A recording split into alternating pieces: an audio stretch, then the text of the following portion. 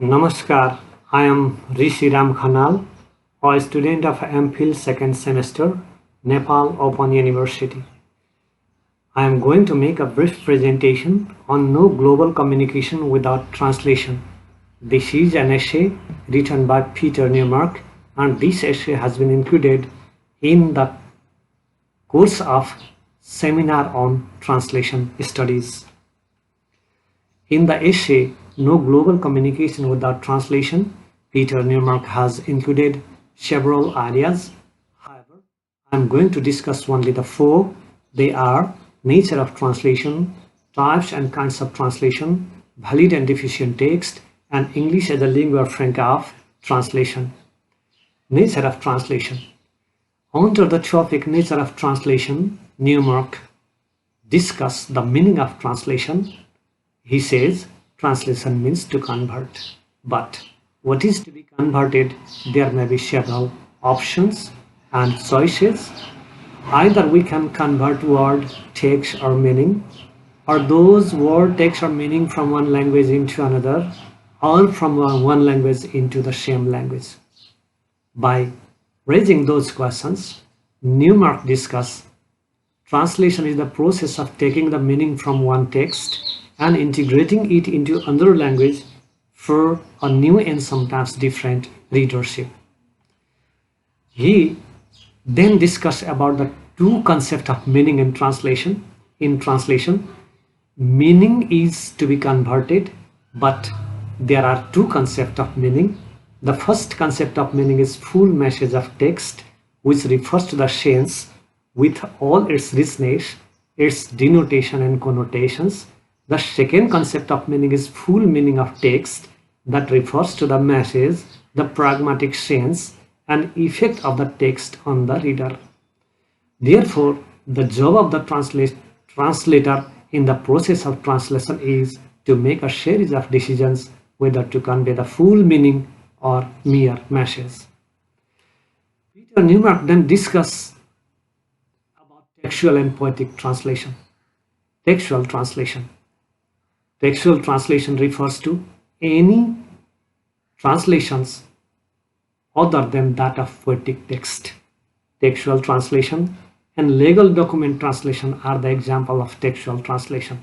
Here, the translator translates the written message without losing the fact of the message.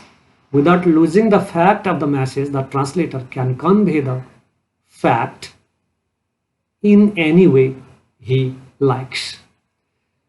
The second translation is poetic translation. In poetic translation, the translator conveys the message, a magical combination of all the resources of language and the way it sounds. Poetic translation is the translation which is completely different from textual translation.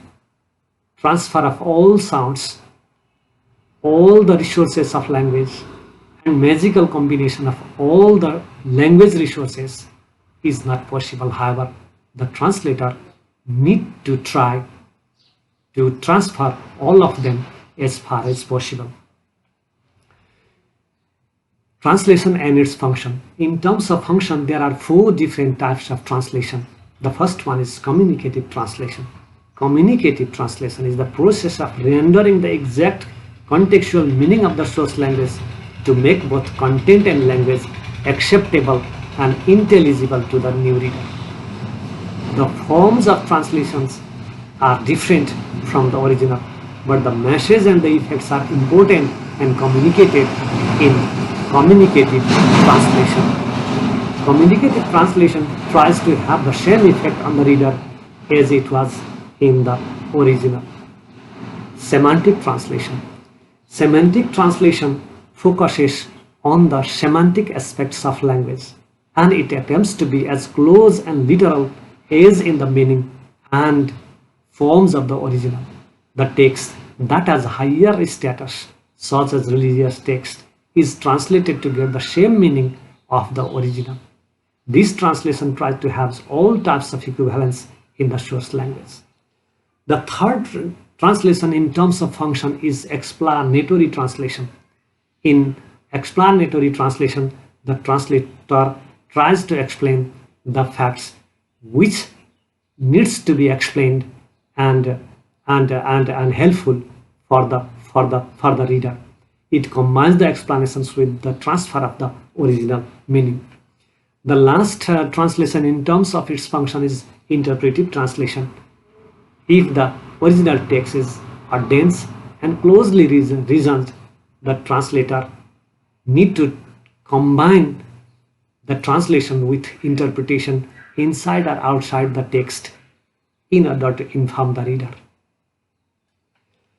The second concept Peter Newmark discusses in his essay is literary and non-literary translation.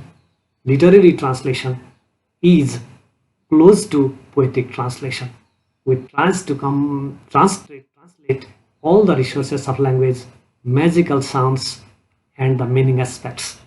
Here, the translator describes the sphere of mind and of language as well. In non-literary translation, the translator describes the reality and the world. This non-literary translation is close to textual translation. The third idea that Peter Newmark discusses is the valid and deficient text. The text that is deficient is not valid and cannot be valid. A valid text is not respected and it is not sacred as well. All texts are no longer sacred in principle as well. There are 4 universal criteria of a text that can make it valid. The text that is logical, factually accurate, ethically sound, elegantly written is valid text. Deficient text is likely to provoke and mislead the reader. Therefore, Peter Newmark advises translators to correct the deficient text in information text and historical or authoritative text. And he again advises to explain the deficient text outside the text in the preface or within the text briefly in square brackets. Valid text must comply with subjective and objective criteria. A valid text must comply the subjective criteria of describing people. For example, a valid text must not use pejorative words while describing people. For example, bent, dusky, small, big, which has got pejorative meaning and that may not have good sense in describing people. Those words must be avoided while describing people. If the text that describes people with a decent word or appropriate word, that text is called valid text. The second criteria is related to the use of connectives.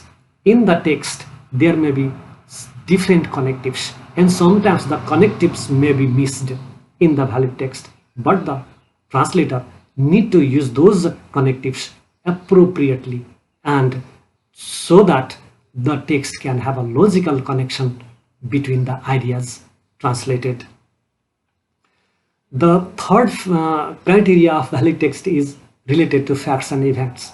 In non-literary text, facts and events have to be accurate, and in fiction, facts and events need not to be accurate, and it depends upon the degree of fantasy of the text as well. Therefore, the facts and events need to be used appropriately in non-literary text, but in literary text, the translator have some freeness or liberalness in using those facts and events. The last criteria of valid text is related to aesthetic level.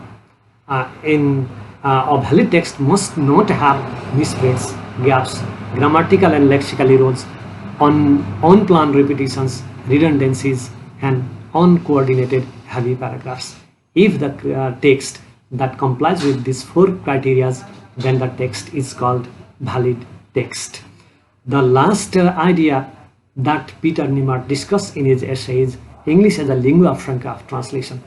English is a global language.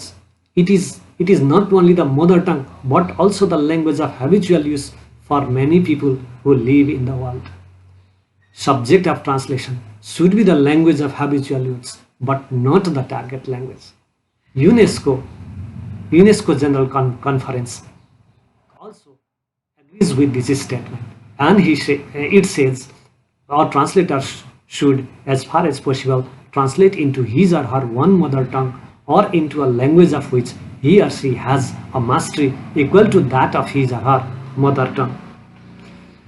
Translating has become globalized phenomena, and translation helps expansion of travel, tourism, and service industries. Translator must have to be in each locality for promotion of travel and tourism. Global language English has been able to create competent professionals in each locality.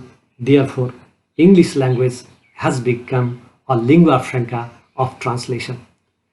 And translation is essential for global communication, and English language has taken very important places all over the world as a form of the language of translation for global communication. Thank you for listening to my presentation.